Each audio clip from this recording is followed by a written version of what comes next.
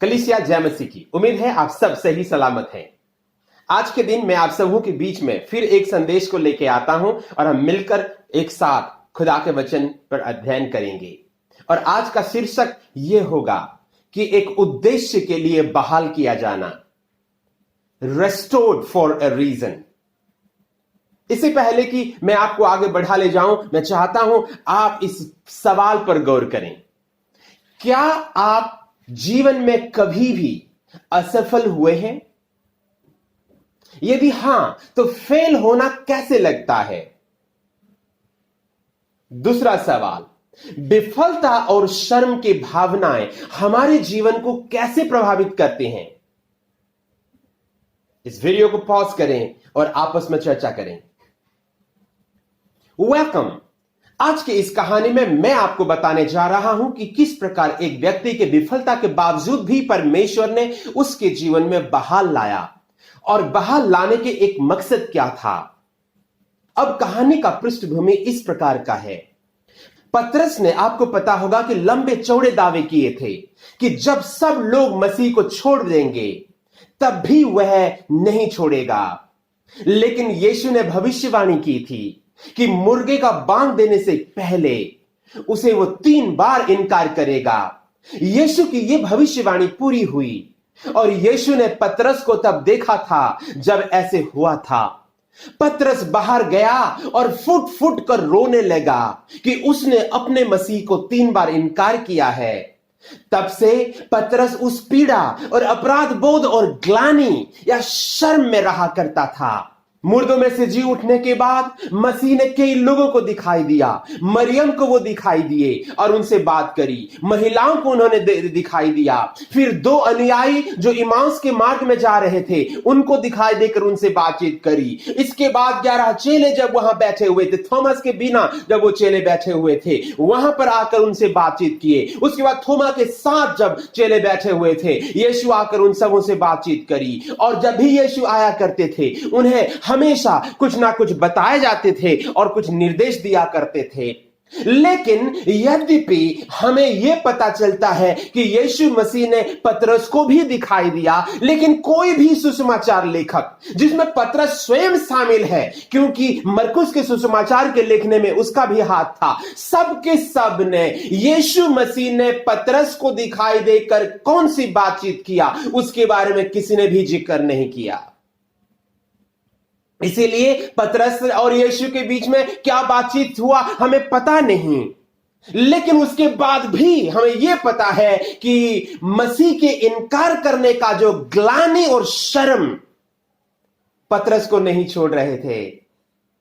पतरस को यह बात अच्छे ढंग से मालूम पड़ गया था।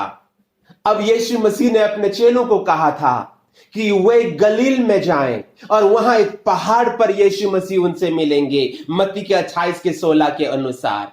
तो वे चेले गलील में गए और शायद यीशु का इंतजार कर रहे थे।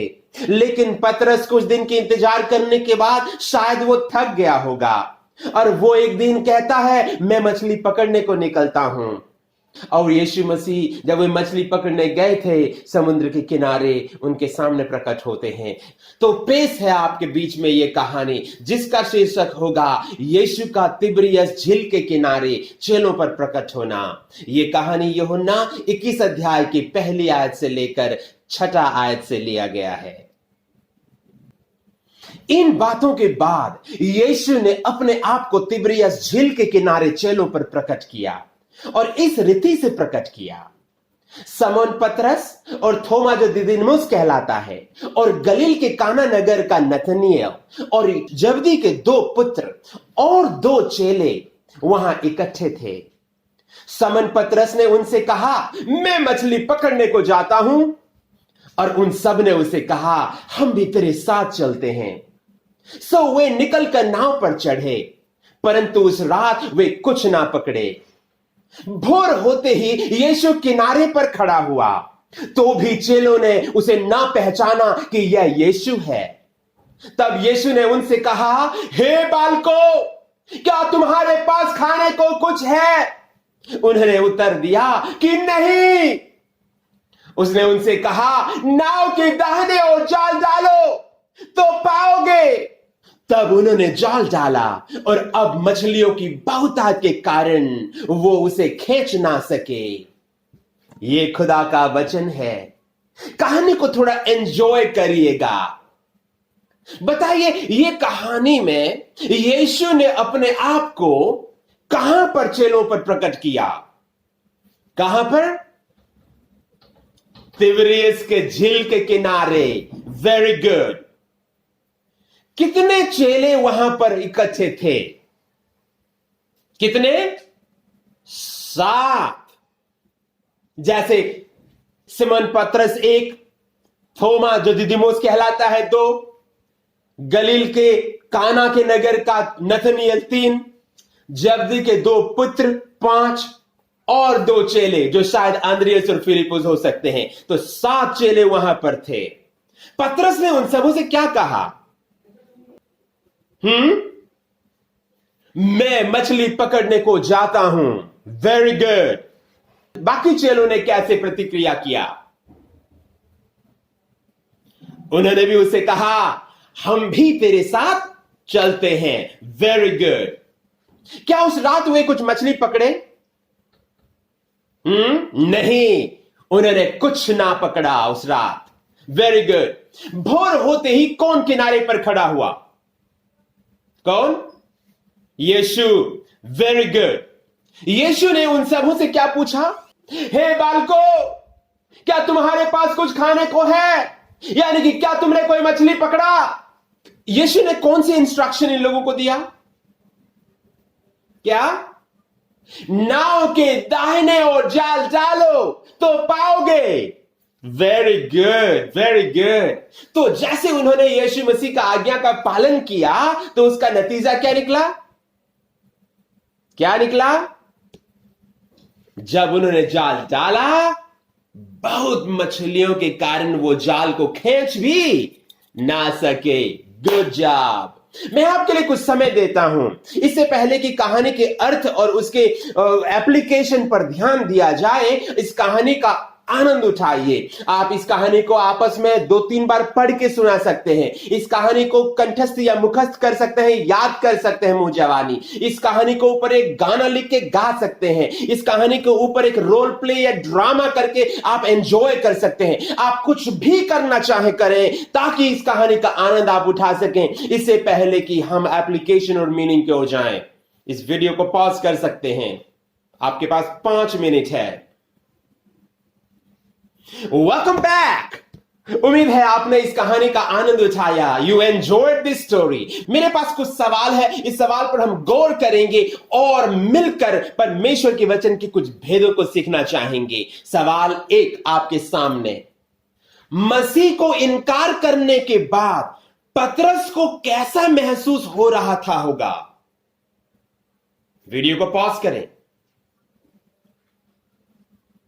क्या आपको लगता है कि पतरस का दुख अब खत्म हो रहा हो या कम हो रहा होगा, क्योंकि अब कुछ हफ्ता बीत चुके हैं उसके यीशु को इनकार करने के बाद? क्या शर्म और वो अपराध बोध का बोध होना या वो ग्लानि अभी भी उसको परेशान कर रहा होगा? हम तो यह कल्पना भी नहीं कर सकते कि पतरस ने किस प्रकार अपने स्वामी को 3 बार इनकार कर दिया और उसके इनकार करने के बाद एक एक पल उसको काटना कितना भारी पड़ रहा था होगा। याद है, जैसे ही मुर्गे का बांग को उसने सुना और यीशु के उस बात को याद किया और उसी ही समय यीशु मसीह उसके तरफ देख रहे थे और वो भी देखा और उस समय क्या किया? वो बाहर जाकर फुट फुट कर रोने लगा। ये वाक्यांश जो फुट फुट कर रोने लगा, इसका अर्थ यह है कि वो जोर से चिल्लाकर उच्च आवाज से रोने लगा। उसने गहरा दुख को व्यक्त किया अपने आंसुओं के साथ और शब्द के साथ। वह मार्मिक दुख के साथ रोया। आपको पता है, यीशु मसीह ने शिष्यों को जो कहा था उसके विषय में पतरस भी अवगत था। लूका के 12 अध्याय के 8वीं 9वीं आयत में यीशु मसीह ने चेलों के बीच में क्या कहा था? मैं तुमसे कहता हूं, जो कोई मनुष्य के सामने मुझे मान लेगा, मनुष्य का पुत्र भी परमेश्वर के स्वर्गदूतों के सामने उसे मान लेगा। परंतु जो मनुष्य के सामने मेरा इनकार करे उसका परमेश्वर के स्वर्गदूतों के सामने भी इनकार किया जाएगा। पतरस अपने द्वारा किए गए पाप की गंभीरता को भली भांति समझता था। तो कल्पना करें कि यीशु को इनकार करने के बाद उसका जीवन कितना दयनीय हो गया होगा। तो पतरस का यह परिस्थिति है। अगला सवाल, पतरस के कौन से चरित्र लक्षण बताते हैं कि वह शर्म या अपराध बोध यानी कि गिल्ट या दोष को अपने जीवन में महसूस कर रहा है? वीडियो को पॉज कर सकते हैं। आयत 3 में आपने सुना होगा, हमने पतरस के विषय में यह देखा, वो कह रहा था चेलों को कि मैं मछली पकड़ने को जाता हूं। हम जानते हैं यीशु मसीह ने मत्ती के 28 के 16 में चेलों को यह कहा था कि तुम गलील में जाओ और मैं तुम्हें एक पहाड़ पर मिलूंगा। तो वे शायद गलील के पहाड़ में जाकर यीशु का इंतजार करते रहे और यीशु 1 दिन गया, 2 दिन गया, 3 दिन गया, नहीं आए होंगे और इस कारण वे थक गए होंगे, इस कारण वो परेशान हो गए होंगे। शायद उनके पास खाना नहीं था और उनको खाना ढूंढने जाना पड़ रहा था होगा। अब जो उनके समूह के प्रधान या सीईओ या प्रेसिडेंट जो यीशु उनके साथ और तो नहीं रहे, क्योंकि जब यीशु होया करते थे अक्सर उनके पास जाकर जरूरत के बारे में उनको बताया करते थे, या उनके जो बीच का जो कोषाध्यक्ष या ट्रेजरर जो यहूदा था, जो हमेशा पैसे की थैली लेकर चला करता था उनकी जरूरत पूरा करने के लिए, वो भी तो उनके बीच में नहीं था। इसलिए क्या ऐसे हो सकता है कि पतरस अपने पुराने पेशे के साथ समूह के लिए कुछ प्रावधान की तलाश में वहां निकलना चाहा हो? पर आप पतरस की जो भाषा को ध्यान से देखोगे तो एक रुचिकर बात वहां देखने को मिलता है। उसने कहा मैं मछली पकड़ने को जा रहा हूं। यदि खाने के तलाश में पूरे झुंड के लिए जाना था, उसने ऐसे नहीं कहा कि अरे दोस्तों देखो हमें भोजन चाहिए, चलो हम कुछ मछली पकड़ के ले आते हैं। वो कहता है मैं मछली पकड़ने को चला भैया। तो प्रियो, शर्म और ग्लानि के बारे में पतरस के कुछ बर्ताव से हमें देखने को मिल रहा है। वो ये है, शर्म और ग्लानि हमें अकेला होने के लिए प्रेरित करता है। हालांकि हम एक परिवार में रह रहे होंगे, एक कलीसिया में रह रहे होंगे या एक समूह में हो सकते हैं, लेकिन हम एकांत जीवन जीते हैं, क्योंकि जो हमारे दिल में गुजर रहा होता है उसे उस समूह या परिवार में से भी कोई नहीं समझता होगा या उस दर्द का अनुभव कोई नहीं करता होगा। इसीलिए जब कभी भी आप विफलता या शर्म या ग्लानि या अपराध या दोष के जब शिकार हो जाते हैं, वो आपको अकेलेपन में धकेल देता है। ना केवल वो अकेलेपन में समय बिताना चाह रहा, वो खुद मछली पकड़ने को निकलना चाह रहा था, हालांकि चेले भी उनके साथ ज्वाइन कर लिए। लेकिन सेकंड चीज जो मुझे देखने को मिल रहा वो ये है कि इस प्रकार की भावनाओं से जूझने वाले लोग अक्सर काम या व्यस्तता या मनोरंजन या व्यसन का आश्रय लेने के लिए मजबूर हो जाते हैं, क्योंकि शर्म या विफलता की भावनाएं या ग्लानि या अपराध का बोध जो है, इसकी जो पीड़ा और शक्ति एक व्यस्त व्यक्ति के तुलना में एक निष्क्रिय दिमाग में अधिक प्रभाव डालते हैं। इस कारण जो इस प्रकार की भावनाओं में विचलित है और परेशान है, हारा हुआ है, थका हुआ है और वो किसी ना किसी चीज में व्यस्त होने को चाहता है। इसी कारण कुछ लोग काम में अपने पूरे दिमाग लगा लेते हैं, तो कुछ लोग टीवी में अपने दिमाग लगा लेते हैं, तो कुछ लोग वीडियो या फिल्म देखने में, या कुछ लोग पीने खाने में, ताकि उन चीजों को भूल जाएं। अब क्या ऐसे तो नहीं पतरस वहां जाकर काम में डूब रहा है ताकि उसके अंदर के जो वो जो विचलित परिस्थिति जो है, उसका मन जो उथल पुथल हो रहा है, उसमें थोड़ा सा काबू पा सके। तीसरा चीज जो पतरस के व्यवहार से हमें देखने को मिल रहा है कि वो शायद ये शर्म और ग्लानि का शिकार हो गया है, वो ये है कि पतरस अपनी पुरानी जिंदगी की ओर वापस जाता है, जिसे छोड़कर यीशु के पीछे हो लिया था। तो प्रियो, शर्म और अपराध का बोध किया जाना हम सबों को अपने पुरानी जिंदगी की तरफ खींचने के कार्य करते हैं। इस कारण जब कोई विफलता को महसूस करता है, जो कोई अपराध या शर्म को महसूस करता है, उसका दर्द को सह नहीं सकता, तुरंत उसके दर्द पर लाघव पाने के लिए, उस दर्द को थोड़ा कंट्रोल करने के लिए वो एडिक्शन की ओर या पुरानी आदतों की ओर चला जाता है। अब पतरस अपनी पुरानी जिंदगी की ओर वापस जा रहा है। तो इन 3 बातों से, नंबर 1 वो अकेले में जाना चाह रहा था, नंबर 2 वो अपने आप को व्यस्त रखना चाह रहा था, नंबर 3 वो अपने पुराने जीवन की ओर वापस जा रहा था। इसे पता चलता है कि पतरस अब स्ट्रगल कर रहा है इस दोष की भावना से कि उसने अपने मसीहा को ऐसे इनकार किया। तो सोचें प्रियो, अब जाता है मछली पकड़ने के लिए, अकेलापन तो नहीं रहा वहां पर क्योंकि चेले वहां पर आ गए। अब चेले के आने के बाद वो पूरे रात कोशिश करते हैं मछली पकड़ने को, उनको एक भी मछली नहीं मिलता। पतरस की दुर्दशा और कितनी नहीं बढ़ गई होगी, आप सोचिए। चलो हम थोड़े आगे बढ़ते हैं। पतरस सहित अब सारे शिष्य अब समुद्र में हैं। वो पूरी रात परिश्रम करते हैं लेकिन कुछ भी नहीं पकड़ते।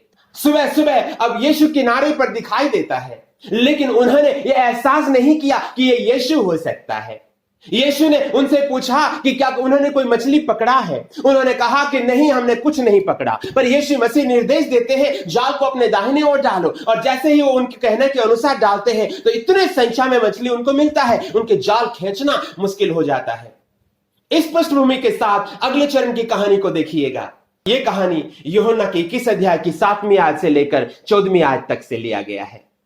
इसलिए उस चेले ने, क्योंकि आप देखें चेले कहां पर हैं, चेले अब समुद्र में हैं और यीशु मसीह किनारे से बात कर रहा है। अब मछली इनके जाल में काफी भरे पड़े हैं। आप इसीलिए उस चेले ने, जिसे यीशु प्रेम करता था, पतरस से कहा, यह तो प्रभु है। समन पतरस ने यह सुनकर कि यह प्रभु है, कमर में अंगरखा को कस लिया क्योंकि वह नंगा था और झील में कूद गया। परंतु और चेले डोंगी पर मछलियों से भरा हुआ जाल खींचते हुए आए, क्योंकि वे किनारे से अधिक दूर नहीं थे, कई 200 हाथ पर थे। जब किनारे पर वे उतरे तो उन्होंने कोयले की आग और उस पर मछली रखी हुई देखी और रोटी देखी। यीशु ने उनसे कहा, जो मछलियां तुमने अभी पकड़ी हैं उनमें से कुछ लाओ। समन पतरस तब डोंगी पर भागकर जाता है, चढ़कर 153 बड़ी मछलियों से भरा हुआ जाल को किनारे पर खींचता है, और इतने मछलियों के होने के बावजूद भी जाल ना फटा। यीशु ने उनसे कहा, आओ भोजन करो।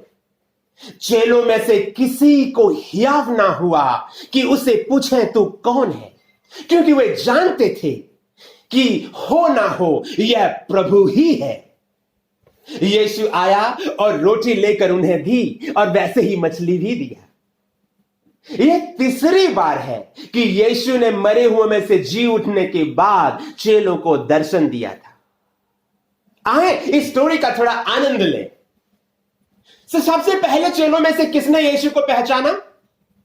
किसने? उस चेले ने जिससे यीशु प्रेम रखता था, यानी कि यूहन्ना। Very good. किससे यूहन्ना ने कहा कि यह तो प्रभु है? किसे? पतरस को। Very good. तो पतरस यह सुनकर कि यह प्रभु है, उसने क्या किया? तुरंत अपने अंगरखा को कस लिया, क्योंकि वो नंगा था और झील में कूद पड़ा और शायद तैरता हुआ यीशु के पास भागा होगा। बाकी चेलों ने क्या किया? बाकी चेले डोंगी पर, यानी कि उस नाव पर मछलियों से भरा हुआ जाल खींचते हुए आए। Very good. जब किनारे पर वे उतरे तो उन्होंने क्या देखा? क्या?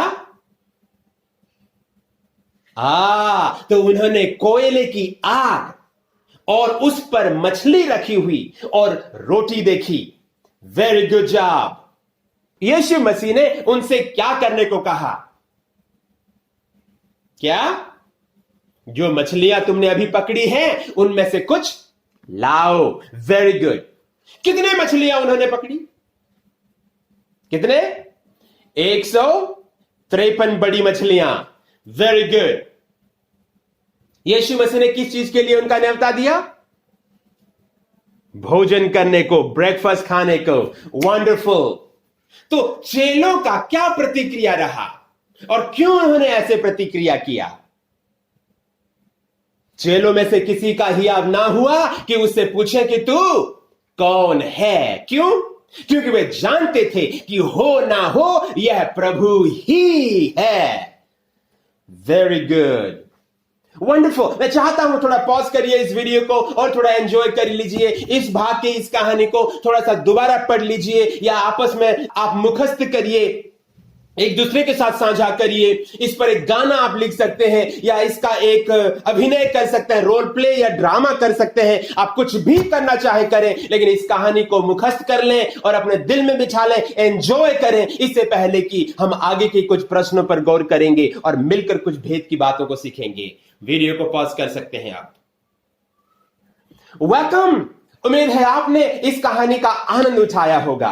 आपके बीच में कुछ सवालें हैं, मिलकर इस सवालों पर हम गौर करेंगे। यहां सवाल रहा आपका, पतरस ने अपने बाहरी वस्त्र को अपने चारों ओर लपेट लिया क्योंकि वो नंगा था और वो पानी में कूद गया। ऐसा क्यों किया होगा? वीडियो को पॉज करें और आपस में मनन करें। दो बातें मुझे यहां देखने को मिल रहा है। एक तो पतरस वहां पानी में कूद जाता है और दूसरा, कूदने से पहले वो अपने अंगरखा को अपने चारों ओर कस लेता है। तो सबसे पहली बात, हम पानी में कूदने के बारे में चर्चा करते हैं। पानी में वो कूदा क्यों? क्या शायद इसीलिए तो नहीं क्योंकि वो जल्दी यीशु तक पहुंचना चाह रहा था? क्योंकि उनके जो डोंगी थी, जो नाव था, वो उसमें इतने मछलियां भरे हुए थे, उनको खींच कर ले जाते लेते टाइम लगता। इसलिए जितने जल्दी वो यीशु तक पहुंच सके उतना जल्दी पहुंचने के लिए पानी में कूद गया और भागा, वहां ऐसे तैर कर यीशु तक पहुंचने की कोशिश करी। आपको पता है, शर्म और अपराध की जो भावनाएं हैं या विफलता की जो भावनाएं हैं, या तो हम उसे दबा के रख लेते हैं, उन्हें छिपाते हैं और चुपचाप रहकर उनका जो दर्द हम सहते रहते हैं, या दूसरी तरफ हम उस शर्म और उस अपराध की भावना को दूर करने के लिए कोई भी अवसर को नहीं गंवाना चाहते। जैसे ही यूहन्ना ने कहा कि यह प्रभु है, पतरस ने उस पानी में तुरंत कूद गया ताकि वो जल्दी वहां पर पहुंचे और यीशु मसीह को देख सके। पूरे रात मछली पकड़ने के बाद अंत में उन्होंने इतने सारे मछलियां पकड़ा। आंख फाड़ फाड़ के उन मछलियों को देखकर आनंद लेना चाहिए था, लेकिन यीशु के मुकाबले उस मछलियों में कोई आनंद उसको नहीं दिखा। जब भी आप दुख और तकलीफ में होते हैं, इस प्रकार की गिरे हुए भावनाएं, हारे हुए भावनाएं या शर्म या ग्लानि के शिकार होते हैं प्रियो, दुनिया में कोई भी चीज इतना मनोरंजन नहीं होना चाहिए आपका जितना मसीह हो। जब भी मसीह आपको मिलता है, तुरंत भागिए उसके पास, आकर घुटने टेकिए, वो आपसे मिलने को बेताब है। दूसरी बात जो है वो ये है कि उसने अपने बाहरी वस्त्र को चारों ओर लपेट लिया और उसके बाद कूदा। आपको पता है, यह कपड़ा जो लिनन का कपड़ा होया करता था, और जब वो अपने शरीर के चारों ओर उस कपड़े को बांध लेता है तो उसके साथ उसको तैरने में काफी बाधा हुआ होगा। फिर भी उसने ऐसे किया क्योंकि यीशु प्रभु के सामने जो उसको खड़ा होना था, और यदि वो नंगा होकर जाकर यीशु के सामने खड़ा होता तो मसीहा के लिए या उसके गुरु के लिए अपमानजनक होगा। हालांकि हमारा प्रभु हमसे उसके पास आने से पहले यह उम्मीद नहीं करता कि हम अपने आप को पहले खुद अच्छा बना ले, पवित्र कर ले, धो डालें, क्योंकि उसके लहू के बिना और उसके मदद के बिना हम खुद को भला धो भी कैसे सकते हैं अच्छे से।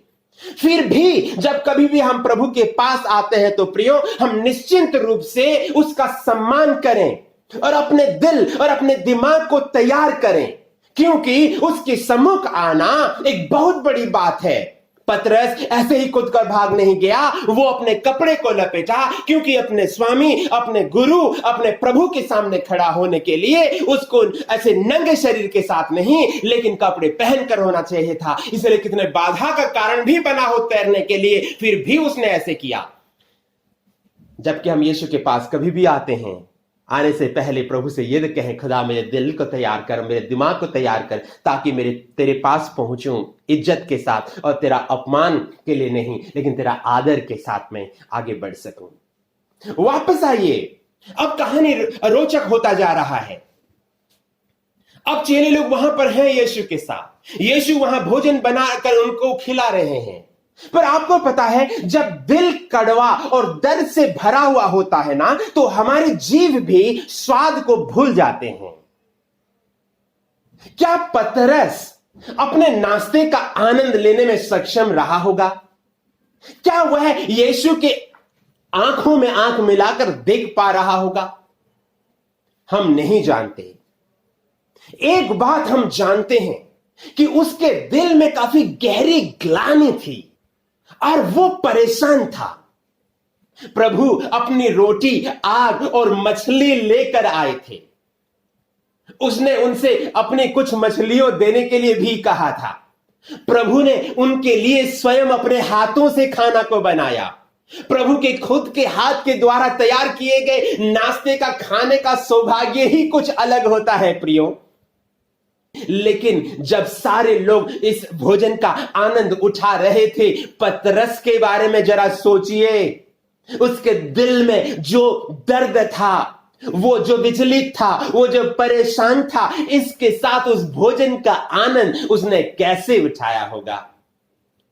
अब खाने के बाद यीशु विशेषकर पतरस के लिए कुछ समय निकालते हैं और उनका आंख पतरस की ओर जाता है। कहानी पेश है आपके सामने। यह यूहन्ना के 21 अध्याय की 15 आयत से लेकर 17 आयत से लिया गया है। भोजन करने के बाद यीशु ने समन पतरस से कहा, हे समौन, यूहन्ना का पुत्र, क्या तू इनसे बढ़कर मुझसे प्यार करता है? उसने उससे कहा, हां प्रभु, तू जानता है कि मैं तुझसे प्रीति रखता हूं। यीशु ने उसे कहा, मेरे मेमनों को चरा। उसने फिर दूसरे बार उसे कहा, हे समौन, यूहन्ना के पुत्र, क्या तू मुझसे प्रेम रखता है? उसने उससे कहा, हां प्रभु, तू जानता है कि मैं तुझसे प्रीति रखता हूं। यीशु ने उससे कहा, मेरी भेड़ों की रखवाली कर। उसने तीसरी बार उसे कहा, हे समौन, यूहन्ना के पुत्र, क्या तू मुझसे प्रीति रखता है? पतरस उदास हुआ कि यीशु ने उसे तीसरी बार यह कहा है कि क्या तू मुझसे प्रीति रखता है।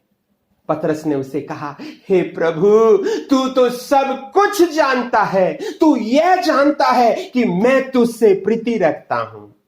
यीशु ने उसे कहा, मेरे भेड़ों को चरा। प्रियो, कहानी को यहां पर हम रोकते हैं। मैं चाहता हूं कि हम सब थोड़े से इसका एंजॉय करें और इसके बाद ही हम एप्लीकेशन की ओर आगे बढ़ेंगे। और देखिए, कुछ सवाल मैं आपके बीच में पूछता हूं, तो बताइए, खाना खाने के बाद यीशु मसीह ने कौन से चेले से सवाल किया? पतरस। Very good. यीशु मसीह ने पहले पतरस से क्या पूछा? क्या? हे समौन, यूहन्ना के पुत्र, क्या तू इनसे बढ़कर मुझसे प्रेम रखता है? Very good. पतरस का क्या जवाब था? हां प्रभु, तू तो जानता है कि मैं तुझसे प्रीति रखता हूं। Very good. तब फिर यीशु मसीह ने उसके रिस्पॉन्स में क्या कहा? मेरे मेमनों को चरा। वंडरफुल। फिर यीशु मसीह ने पतरस से दोबारा क्या पूछा? हे समौन, यूहन्ना के पुत्र, क्या तू मुझसे प्रेम रखता है? और पतरस का क्या रिस्पॉन्ड रहा सेकेंड टाइम? प्रभु, तू जानता है कि मैं तुझसे प्रीति रखता हूं। Very good. यीशु मसीह ने फिर पतरस से क्या कहा? मेरी भेड़ों की रखवाली कर। वंडरफुल। यीशु ने तीसरे बार पतरस से क्या सवाल पूछा? हे समौन, यूहन्ना के पुत्र, क्या तू मुझसे प्रीति रखता है? पतरस का क्या रेस्पॉन्स रहा होगा? पतरस उदास हुआ कि उसने उसे तीसरी बार यह कहकर पूछा कि क्या तू मुझसे प्रीति रखता है? हे प्रभु, तू सब कुछ जानता है, तू जानता है कि मैं तुझसे प्रेम रखता हूं। तब यीशु मसीह ने क्या रेस्पॉन्ड किया? मेरे भेड़ों को चरा। Very good. आप कुछ समय फिर पॉज करिए वीडियो को, इस कहानी को एंजॉय करिए, आपस में अपने ग्रुप में इस कहानी को 2-3 बार फिर पढ़ सकते हैं, या इसको याद कर लें और आपस में साझा करें, या इस पर एक गाने को लिखें, या एक ड्रामा करें, या चित्र बनाएं। जो कुछ भी आप करना चाहते हैं वो करें, लेकिन इससे पहले कि इस कहानी के अर्थ को देखें, इसको दिल में छाप लेने के लिए और आनंद उठाने के लिए जो कुछ आप करना चाहते हैं वो करें। 5 मिनट आपके पास है। प्रियो, आपके पास यहां कुछ सवाल है। सवाल नंबर 1, यीशु ने पतरस को 3 बार कैसे संबोधित किया और हम उसके संबोधन करने से हम क्या सीखते हैं? वीडियो को पॉज करें और आपस में चर्चा करें। Welcome back. उन्होंने पतरस से इस प्रकार संबोधन किया कि हे शमौन, यूहन्ना का पुत्र। आपको पता है यीशु ने ही पतरस का नाम बदलकर पतरस रखा था, लेकिन अब की बार यीशु मसीह खुद के द्वारा दिए गए नाम का उपयोग नहीं कर रहे। तो यीशु मसीह पतरस के पुराने नाम को इस्तेमाल क्यों कर रहे हैं? वो भी उनके पिता के नाम के साथ कि हे शमौन, यूहन्ना के पुत्र। शायद यीशु को मिलने से पहले के जीवन के बारे में याद दिला रहे हैं, एहसास करा रहे हैं, और जहां से वो गिरा था, जहां से उसको उठाया गया था, यीशु मसीह उस स्थिति से उसको दोबारा खींचने की कोशिश कर रहे हैं। दूसरा सवाल, यह क्यों महत्वपूर्ण है कि यीशु मसीह ने पतरस को 3 बार वही सवाल पूछे? वीडियो पॉज करिए। याद कीजिए, पतरस ने यीशु मसीह को 3 बार इनकार किया था, इसीलिए अब मसीह भी उसे 3 बार विश्वास के वचन बुलवाकर उसका बहाल कर रहे हैं। यदि आप मूल भाषा पर ध्यान देंगे तो हम समझेंगे कि पहले प्रश्न में यीशु मसीह ने जो शब्द का इस्तेमाल किया वो उच्च स्तर के निस्वार्थ प्रेम का उपयोग किया, जो केवल परमेश्वर कर सकते हैं। इसीलिए यदि यीशु के पहले प्रश्न पर गौर करेंगे तो वे ये कहना मांग रहे हैं, हे सिमोन, यूहन्ना के पुत्र, क्या तू मुझे परमेश्वर के मानक प्रेम से प्रेम करता है? लेकिन जवाब में पतरस ने कहा, हां प्रभु, आप जानते हैं कि मैं तो आपको मनुष्य के मानक का प्यार, भाईचारे का प्यार, एक स्वार्थ के प्यार से प्यार करता हूं। दूसरी और तीसरी बार यीशु मसीह यह पुष्टि करते हैं कि कम से कम क्या तू भाईचारे का प्यार मुझसे करता है, जैसे कि तू दावा कर रहा है। क्या आप कल्पना कर सकते हैं प्रियो कि पतरस के दिल से क्या गुजर रहा होगा, क्योंकि वह यीशु के बार बार इस सवाल का सामना कर रहा था। अगला सवाल आपके सामने, पतरस ने हर बार जो जवाब दिया उससे आपको क्या सीखने को मिलता है? वीडियो को पॉज करें। हां प्रभु, तू जानता है कि मैं तुझसे प्यार करता हूं, पहला जवाब था उसका। दूसरे जवाब में उसने कहा, हां प्रभु, तू जानता है कि मैं तुझसे प्यार करता हूं। तीसरे जवाब में उसने कहा, प्रभु, तू सब कुछ जानता है, तू ये भी जानता है प्रभु कि मैं तुझसे प्यार करता हूं। हर बार जब भी यीशु उसे पूछते थे, उसके आवाज में थोड़ी अधिक कर्कशी होती गई, उसके घुटने थोड़े कांपने लगे और वो अधिक सुकड़ने लगे थे, जब तक कि वह बिल्कुल निचले स्तर तक आ ना गया, जब तक कि बिल्कुल हताश ना हो गया, निराश ना हो गया, और अंत में यह ना कहा कि प्रभु, मेरे दिल तो आप जानते हैं मैं आपसे प्यार करता हूं। क्या यीशु सुनिश्चित नहीं थे कि पतरस उससे प्रेम करता है, इसे निश्चिंत करने के लिए बार बार वही सवाल पूछते गए?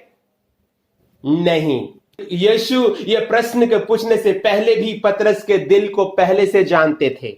ये प्रश्न यीशु के लिए नहीं थे कि वे पतरस के प्रेम के प्रति आश्वस्त हों।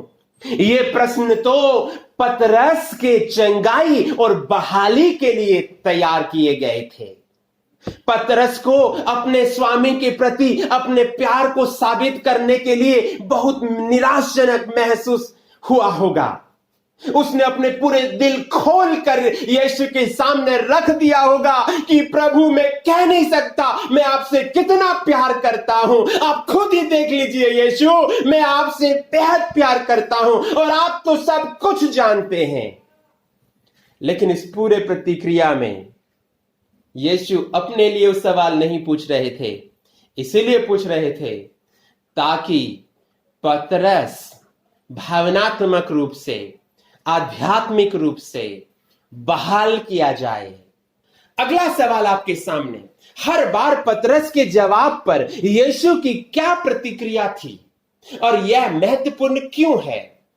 वीडियो को पॉज करें।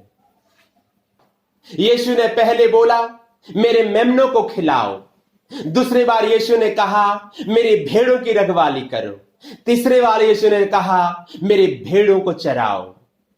हर बार वह पतरस को और थोड़ी अधिक जिम्मेदारी देते गए।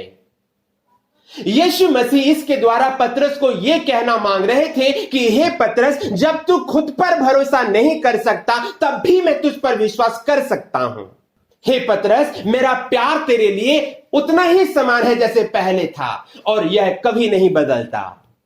तो प्रियो, अगला सवाल के ऊपर गौर करें और हम आगे बढ़ेंगे। पतरस को बहाल करने के लिए यीशु का कौन सा तरीका आपके लिए सबसे अधिक उत्साहजनक था? वीडियो को पॉज करें। तो प्रियो, हमें समझना बहुत जरूरी है, यीशु हमसे वही मिलता है जहां हम होते हैं। मछली पकड़ने के दौरान यीशु पतरस से मिला। यीशु पतरस का इंतजार नहीं किया कि वापस आएगा तब मिलूंगा, लेकिन यीशु वहीं आके मिला जहां पतरस फंसा हुआ था।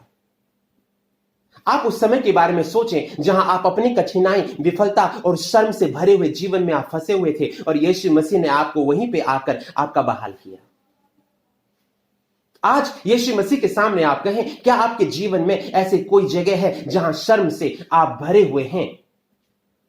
अपने जीवन के बारे में सोचें, क्या आपके जीवन में शर्म की कौन सी ऐसी चीजें हैं जो आपको परेशान कर रही हैं? आप उसे नहीं निकल पा रहे हैं। आज यीशु आपकी विफलता की उस भावनाओं से निकालना चाह रहा है और प्रार्थना करें कि यीशु आपके जीवन में आपके लिए उन क्षेत्रों को प्रकट करे जिन्हें आप शायद महसूस नहीं कर रहे होंगे, लेकिन वो शर्म और वो जो विफलता की जो भावनाएं आपको परेशान कर रहे हैं और आपके जो जीवन में प्रभाव डाल रहे हो। आप इस वीडियो को पॉज करके मैं चाहता हूं परिवार के साथ साझा करें और देखें कि परमेश्वर आपको कैसे आशीष देना चाह रहा है। आज दो प्रकार के लोगों को मैं बुलाना चाहता हूं। नंबर एक, वो लोग जो शायद अपने जीवन से परेशान है, विफलता के कारण वो परेशान है, जीवन के कुछ गलतियों के कारण परेशान है, शायद उनको शर्म उनको बिल्कुल घेर रखा है, शायद उनके मनों के अंदर जो कुछ गुजर रहा है अपने परिवार वाले भी नहीं समझ पा रहे होंगे, दूसरे भी नहीं समझ पा रहे होंगे, और यीशु मसीह आज आपको अपने हर हारे हुए परिस्थिति से, शर्म से, ग्लानि से, अपराध के दोष से मुक्त करना चाहता है। क्या आप यीशु मसीह के पास भागकर आने में जल्दी करेंगे? दूसरा बुलावट मैं उन लोगों के लिए देना चाहता हूं जिनको शायद परमेश्वर ऐसे परिस्थिति से, पाप से, हारे हुए जीवन से और शर्म के जीवन से बाहर निकाल लेके आया है। लेकिन याद रखिए, आप जब बाहर निकल आए हैं तो खाली आपके जीवन के लिए नहीं, लेकिन परमेश्वर आपके जीवन में एक कारण को रखता है, एक उद्देश्य को रखता है। You are restored for a reason. आपको एक कारण के लिए परमेश्वर ने बहाल किया है और यदि आप उस कारण को पूरा नहीं करते तो आपका बहाल किया जाना अधूरा है। इसलिए आज यदि आप प्रभु के द्वारा बहाल किए गए हो, दुआ करो और कहो, प्रभु तूने मुझे बहाल क्यों किया? प्रभु तूने मेरे जीवन में उद्धार क्यों लाया? और मैं तेरे लिए प्रभु इस्तेमाल किया जाना चाहता हूं। जिस प्रकार तूने पतरस को बहाल करने के बाद उसके हाथ में 3 कामों को सौंपे, तूने अपने भेड़ को चराने को कहा, तूने अपने मेमने को चराने को कहा, अपने भेड़ों की रखवाली करने को कहा, और पेंतीकोस्त के दिनों में प्रभु तूने इनको इस्तेमाल किया, उसी प्रकार मेरे जीवन को बहाल कर और मेरे जीवन में भी ऐसे लक्ष्य दे ताकि मैं तेरे लिए इस्तेमाल किए जा सकूं। वीडियो को पॉज करें और आप आपस में चर्चा करें, प्रभु के सामने घुटने टेकें। और यदि किसी भी बात से आपको प्रभु के पास बहाल किए जाने का मौका है तो कर लें। यदि आप परिवार के साथ साझा नहीं कर सकते या दूसरे के साथ साझा भी नहीं कर सकते, खुद अकेले में बैठकर दुआ करें, लेकिन यीशु का सामना करने से वंचित ना रहे। यीशु को सब जब सामना करोगे उसका सवाल कठिन होगा, आपके हाथ पैर भी कांपेंगे, लेकिन ये बहुत ही आनंददायक विषय होगा जब इस परिस्थिति से आप बाहर निकलोगे, क्योंकि कब तक हम भागते रहेंगे फिर। और यदि आप बचाए जा चुके हो, आप प्रभु से कहें कि प्रभु मैं कैसे तेरे द्वारा इस्तेमाल किया जाऊं, प्लीज मुझे इस्तेमाल कर। आए हम सब मिलकर प्रार्थना करें।